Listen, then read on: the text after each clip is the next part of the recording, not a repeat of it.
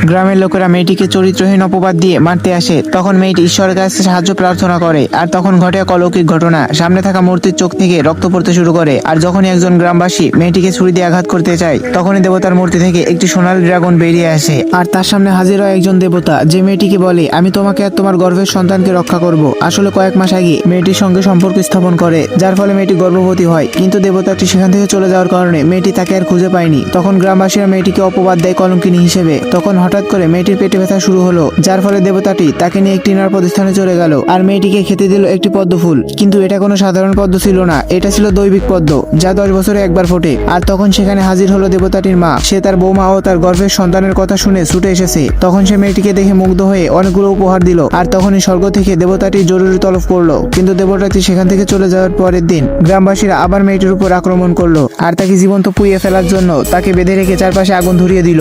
ভিডিওটির বাকি অংশ দেখতে কমেন্ট করো পার্ট 2, আর চ্যানেল নতুন হয়ে থাকলে সাবস্ক্রাইব করো আমাদের ইউটিউব চ্যানেল।